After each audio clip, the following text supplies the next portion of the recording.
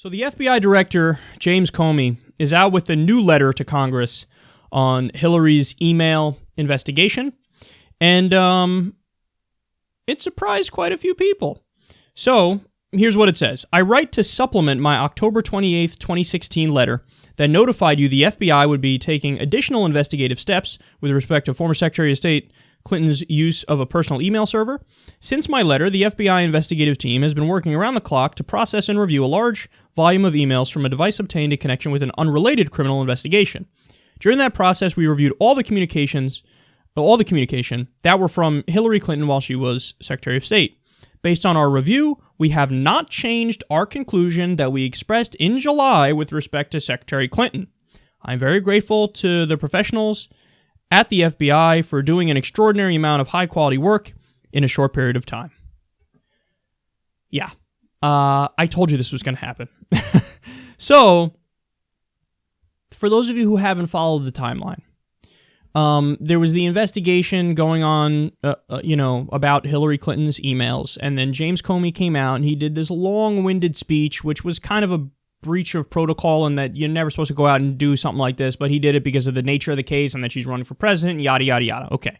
So in that speech, he laid out, all right, now here are like 33 different ways in which she broke the law.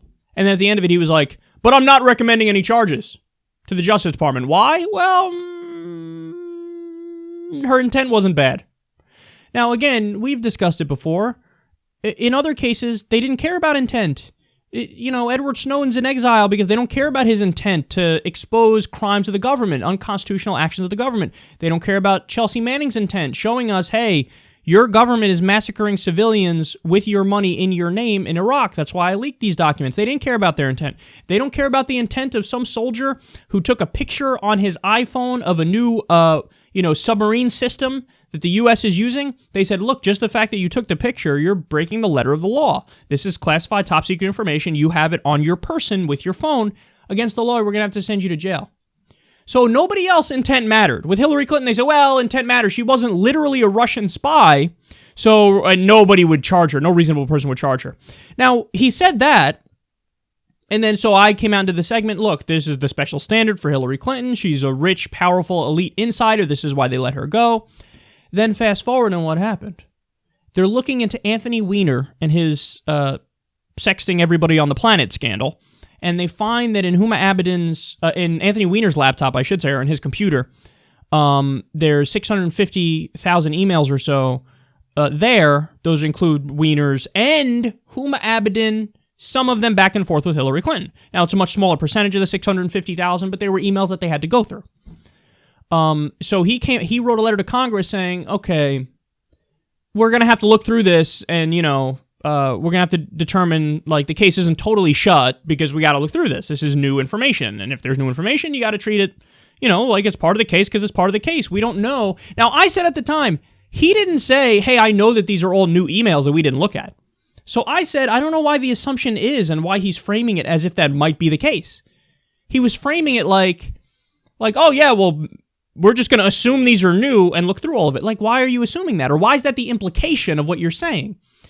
And then I was speculating, well, maybe that's because he wanted to tighten up the race to help out Senate Republicans, because he is a Republican, Senate Republicans and House Republicans. Because you drop a bomb in the election, a little bit 2 weeks before the election, say, oh, look at that, boom, hey, maybe there's more dirt on Hillary. And it did tighten up the race. Not only did it tighten it up in the House and the Senate, it made Donald Trump catch up to her in one poll. So he did that. And then now he's coming out again and he's going, well, okay, look, we looked through it and nothing's there.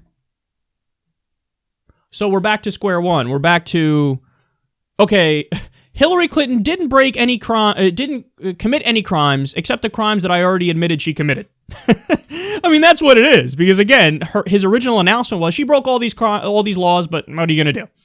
And then it was like, well, maybe let's look into it again. Nope, see, no crimes. James Comey's fucking stumbling all over himself here.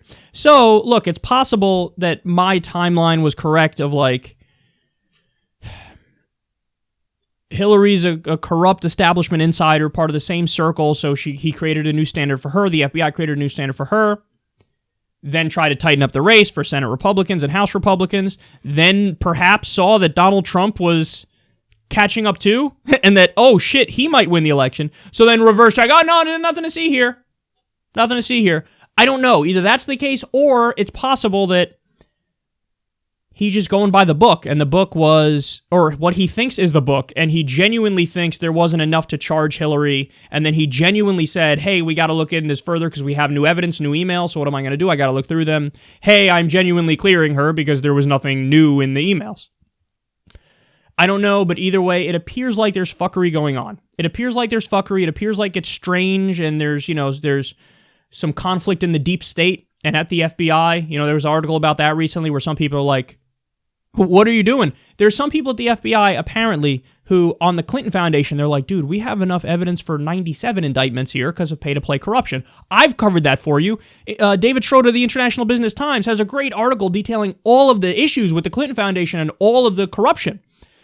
So there's some people at the FBI who are like, oh, come on, we can indict. Hello, Clinton Foundation right here. And other people are like, no, nothing to see here. I don't know what you're talking about.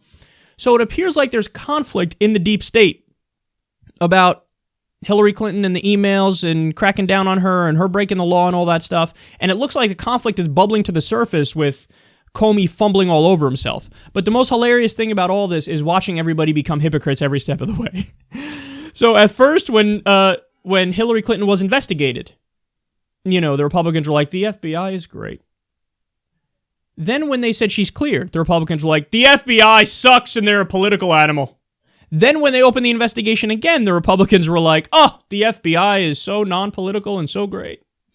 Then now when they cleared her again, they're like, oh, the FBI is terrible and hacky and wrong and they're a political agent. Which is it? Which is it? Which is it? And by the way, it's not just the Republicans who are being hypocrites, the Democrats too, vice versa. So when they investigate Hillary, how dare you? When they clear her, see, she didn't do anything wrong. They investigate her again, how dare you? They clear her, see, she didn't do anything wrong. They're such political hacks. I don't know how anybody listens to any partisan, loyalist, Democrat or Republican about anything anymore.